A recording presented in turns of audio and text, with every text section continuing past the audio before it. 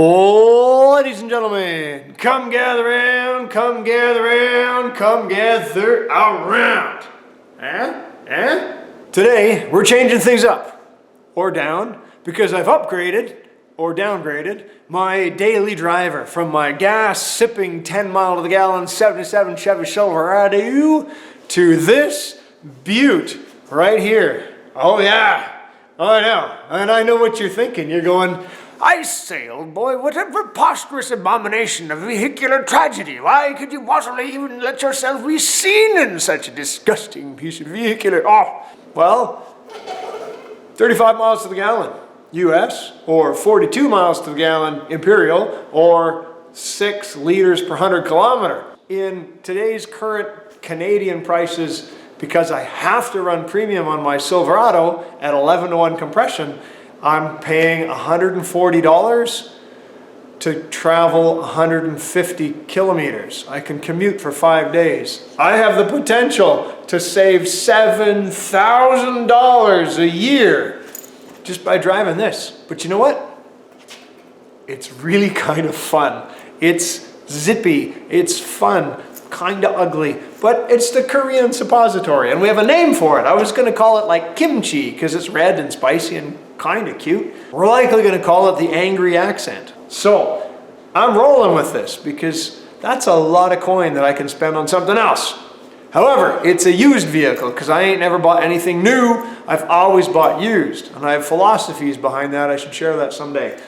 With this, I don't know how well it's been maintained, so today we're going to maintain a bunch of stuff with this, and I bought a bunch of parts, and because I can't leave well enough alone, we're going to modify it a little bit, because that's how I roll. Haters going to hate. Let's go! When I introduced this to my students, I said, I bought a new car, and they all applaud, and I'm like, wait, you might want to hold your applause. And then I told them what it was, and I think 3 kids dropped the class. What you guys don't really see, and what my own kids at home haven't seen, is I've driven import little Econo boxes for years before it eventually evolved into a Chevy half-ton pickup for reasons. But now my kids are starting to drive, they don't need me to drive them around so much.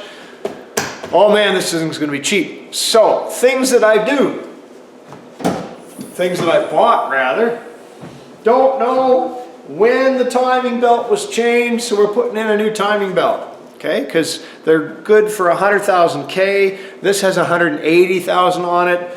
I don't see any stickers that said it was replaced at 100, but you know, with my luck, it'll break. This particular Hyundai is an interference engine, which means if the timing belt breaks, the pistons will bend all of your valves, and that suddenly gets expensive. So it's cheap to just change the timing belt. And because I'm an idiot, I didn't buy the full kit. I just bought the timing belt thinking there was a water pump in it. There wasn't, so I've got a water pump. Dayco makes belts. This came from China, but this company's reasonably reputable. That's what they do. The timing belt is Gates. They make belts and hoses. Dayco makes belts and hoses. They'll probably be all right with a pump. Also, just because you never know, and I want to know what kind of shape's inside, I got some spark plugs. I'm a big fan of NGK on imports. You can have your favorites. I don't believe it makes a big difference, but I don't wear a tinfoil hat neither. I used to joke about being a flat earther because I thought it was funny, like, who the hell would believe that? Flat earth. But I've since discovered a lot of people actually believe that, so now I'm keeping my mouth shut because it's not as funny anymore. New belts, they should be changed about every 4 years. You usually see one of these on the top of the second arrows with a belt spewing off and puking coolant all over the place. I don't want that to be me. And because you never know when the fuel pump's gonna go, I'm gonna preemptively strike. Carter makes fuel pumps. That's what they do. That's what they're known for. You're thinking, fuel pump, oh, Carter. They might be cheap, don't know. It's American, but this was made in Mexico, so it's probably going to be very good, man. 180,000 K on the car, who knows? But this was like 240 bucks, and that's cheaper than getting a tow bill from the top of the Coquihalla when you stop to go pee and then the thing doesn't start anymore. So you can get these a couple different ways. This one is the full Monty right here. Apparently there's a filter in here, And we've got a new fuel lever upinator on this, and we got a sock on the bottom. There's no external filter, so you're just hoping for the best. You can buy just the pump, which fits inside here, but then you got to pop this whole thing apart, put a pump in, put it all back together. One trick pony right here. I like those trick ponies. And, oh, I'm gonna save that and those for later. Shh. Let's get on with this. So under the hood, there's nothing spectacular. It's got a 1.6 liter, 110 horse. The thing looks relatively clean. Whenever I'm looking to buy a vehicle, I'm looking for any evidence of repaint or any wrinkles or stuff, because the body shop's not going to try and make it look pretty. They just want, well, they want to make it look pretty, but nobody cares about the inside. So I'll be looking on the inside of the fenders for any kind of crazy damage or wrinkling. This is actually fairly clean. I don't know how well it was maintained. It looks okay. The battery looks a bit old, but I don't see any wrinkles or respray really anywhere on the vehicle. Somebody put a K&N filter in there, which is cool and disappointing at the same time. I'll probably just keep using it, because why not? You can't really get a lot in the way of performance stuff. You can probably get a strut tower brace. They don't usually make a big difference on a vehicle where the struts are so close to the firewall, so I'm not going to bother. Apparently these engines take a ton of boost. That's kind of cool. We do have, the timing belt's going to be in here. We'll be taking this cover off. We'll be taking the front cover off. And apparently, I don't have to remove this motor mount. I guess it's the side motor mount. Apparently, we don't have to remove it. So we'll see. It's got a Hyundai and a Kia logo on here, because apparently the Kia Rio is the same freaking car. So that's cool. We'll be changing the oil soon. It had been recently changed. So I'm going to wait till the next interval. I'll change the engine oil and the transmission. This thing's a 5-speed, so it'll never get stolen. To deal with the bottom of the timing belt, we need to get access to it. To do that, we're going to take the wheel off and get inside there. So let's get her the rest of the way up. It's always worth taking a look underneath your vehicle and checking out what you can see, in case there's something that's disastrous, like the time we found out my kid's car was actually 3 cars welded together. Not this time, you. Interestingly, this exhaust hanger is broken off, and the rest of the exhaust is not super sexy, so I'm suspecting that'll be replaced at some point. This bracket's broken off as well.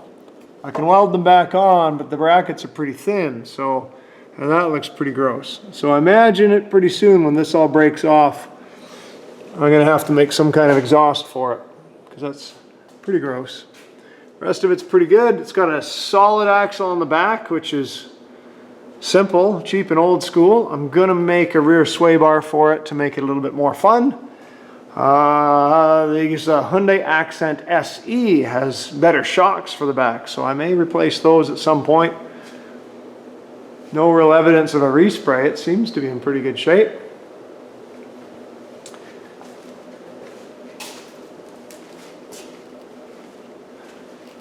To get at the timing belt, we're going to take off this wheel and that cover up there. This car had come with some Gorilla locking wheel nuts, which I think is cool and exciting and strange, because these wheels aren't exactly worth stealing, if I'm honest.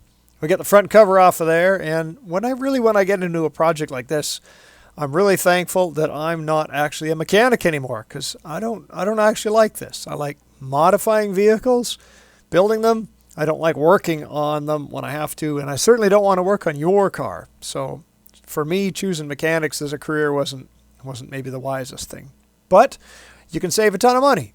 So we got all the belts off. I just use a set of diagonal pliers or side cutters to cut the belts off, because I felt it was convenient and easy, which was actually kind of dumb, because if you kept the belt on, it would make removing the water pump pulley bolts a whole lot easier, because you'd have a little bit of resistance. Nevertheless, air ratchet made quick work of getting my wee little hands into places. Bottom front pulley comes off pretty nice. You don't need to use a puller on these. They just slide off nice and dandy. We're pulling the water pump, so we're draining all the coolant. I ended up straining it through a paint filter to reuse the coolant. I'll flush it out someday, maybe in the winter. Old pump comes out, new pump goes in, brand new gasket, of course. It is or was a Hyundai pump, so it may have been replaced by Hyundai. It may never have been replaced. I don't know. I don't have any records. I don't have any receipts. It did go in for service at 80,000 K, but I don't know what that service was. So we got a pump. The old pump was fine, but you're going to spend hours to get in here and to change all of this. If you don't change the pump, it will cack pretty quick. One year I gambled and lost and had to get in there and change it all again. I always put the lettering facing me when I put a belt on, just because I like that sort of thing. And then I always put it back on the same way. Let's say I'm doing something and I need to change it. Snuggity snug stug. Putting everything back together, I replaced all of the accessory belts, and really the timing belt was a pretty easy change on this. Not a big deal. Got all the cool brackets to go back on. Can do up the front cover and all of that. So it's a stack of pulleys, one for power steering and one that runs the alternator, and then there's yet another belt on the back that runs your air conditioning. I'm really quite excited that this car has air conditioning. My Silverado just has sweat. No air conditioning at all. The belts took me a little bit to figure out which ones went where. The V-belt was easy, but the two, not serpentine belts, whatever, they were close to the same size. I had to actually dig up the receipt and figure out which one went where. Then we got them all snug. Get them all adjusted nice, and then we get into the plugs. I'm always a little nervous with plugs. If you get a spark plug that strips the hole, the head's coming off. Or if the spark plug breaks off, you're going to have a bad rest of your week. However, they came out really nice. There is a little bit of oil in the bottom of the spark plug wells that tell me I need to change the seal.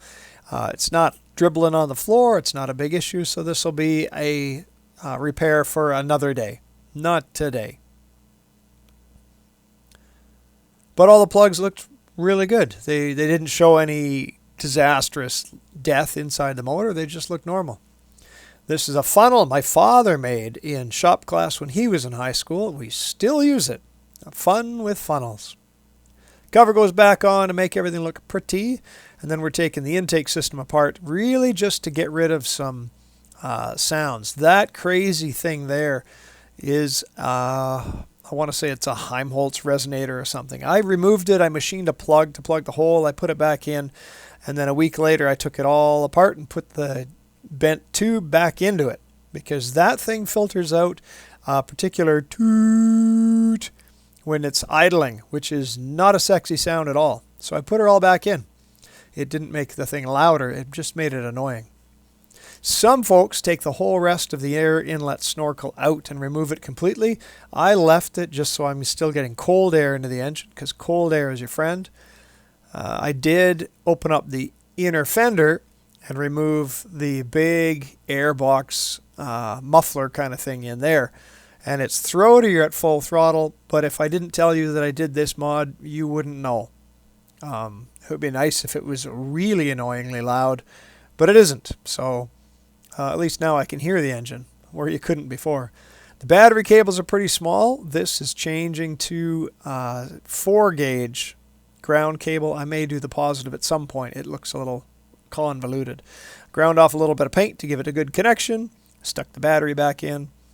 Grounds are always good. If your electrical circuits are possessed by the devil, it's a grounding issue.